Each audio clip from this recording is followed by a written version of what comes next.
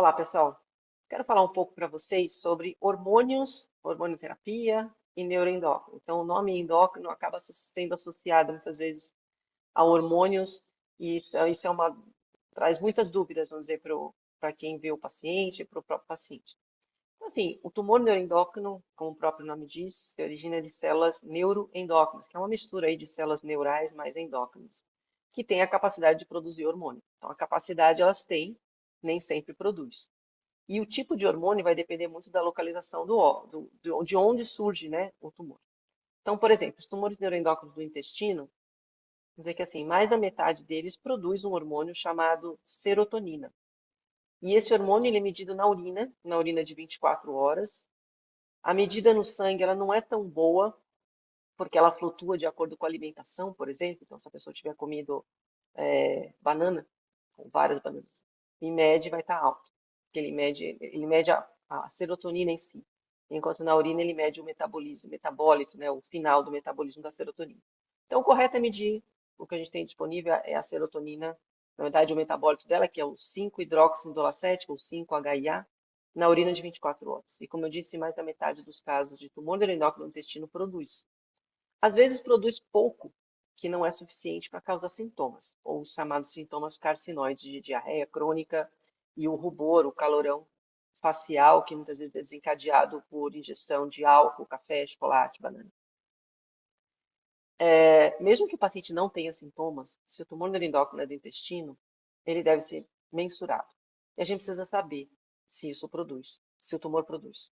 E se ele produz, essa serotonina alta no sangue, acima do normal, ela pode causar algumas complicações, como obstrução intestinal, alterações cardíacas, algumas outras alterações de desnutrição, alterações da pele. E os tumores neuroendócrinos do pulmão também podem produzir. E esses, quando produzem, geralmente o paciente tem mais o flushing, o rubor, do que a diarreia. No intestino, muitas vezes é mais a diarreia do que o flushing.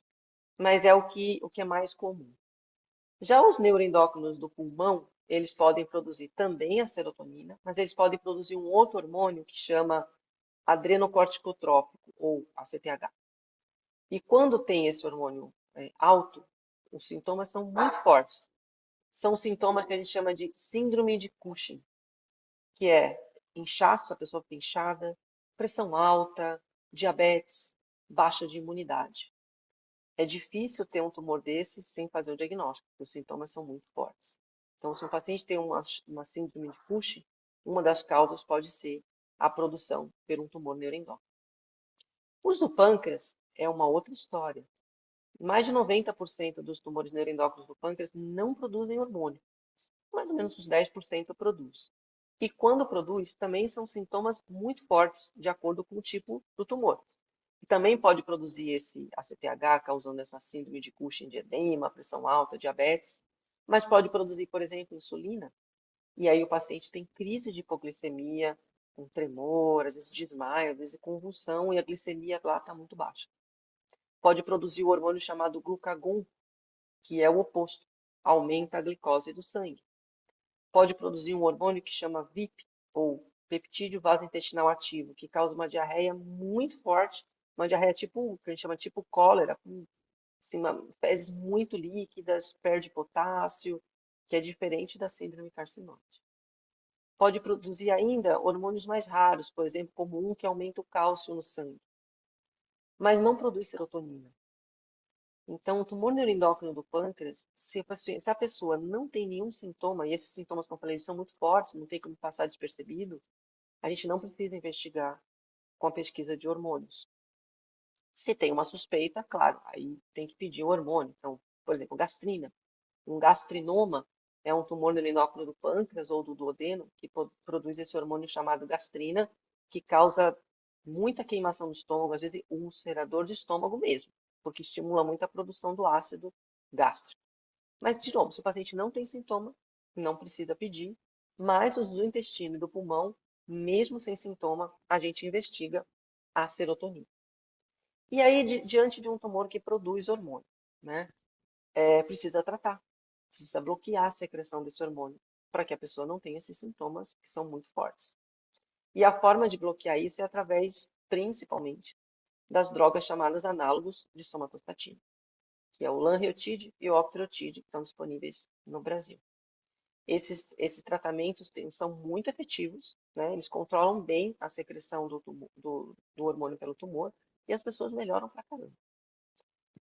Não são os únicos. Então, às vezes, se o controle não é 100% com análogo de somatostatina, tem alguns outros tratamentos que também são muito bons, especificamente para a produção de hormônio, que é o próprio lutécio, o everolina e a embolização hepática. Claro que o próprio tratamento do tumor já melhora, ele reduz a quantidade de, né, mata as células que estão produzindo e a pessoa já melhora. Mas esses especificamente são mais efetivos ainda para controlar o crescimento do tumor e a produção do hormônio. E uma outra parte que envolve hormônio é a hormonioterapia. Normal, não hormonioterapia para o tumor neuroendócrino. Então, não é infrequente a gente ver pacientes femininas que estão ali na época da menopausa e questionam se é possível fazer uma reposição hormonal.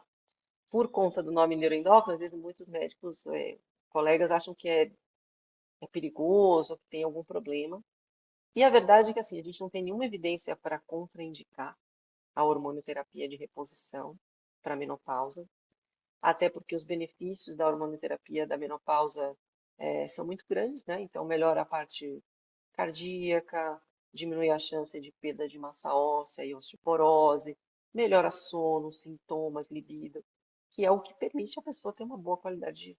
Nem toda mulher pode fazer reposição hormonal, então tem toda a parte que envolve risco aí de câncer de mama, ou quem já teve câncer de mama, alguns cânceres de ovário. Mas se a mulher não tem, nunca teve nenhum desses tumores, só teve ou tem um tumor neuroendócrino, o que eu recomendo? Então, a gente fez uma pesquisa há um tempo atrás que mais ou menos um terço dos tumores neuroendócrinos intestinais ou pancreáticos tem nas suas células uma proteína do hormônio feminino, seja estrógeno ou progesterona. E dá para investigar isso por um exame de imunohistoquímica. Então, o que eu faço? Eu peço o exame. Se ele está presente, a gente conversa sobre riscos e benefícios. Se ele não está presente, eu não tenho por que contraindicar uma reposição hormonal.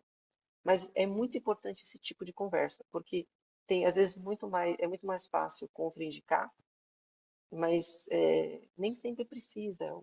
Os pacientes melhoram muito de sintomas da menopausa com a reposição e muitas vezes não faz mal nenhum.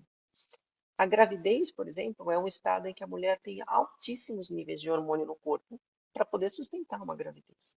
E eu tenho pacientes com tumor metastático neuroendócrino que engravidaram, tiveram bebê, tão bem e não teve um crescimento descontrolado do tumor. Então, não parece que os hormônios femininos são prejudiciais para o crescimento ou para a evolução do tumor neuroendócrino.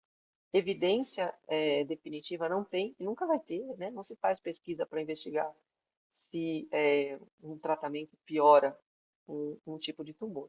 Mas a experiência mostra que não é um grande fator de risco, não parece ser, mas eu acabo pedindo esses exames na imunohistoquímica até para dar uma segurança maior.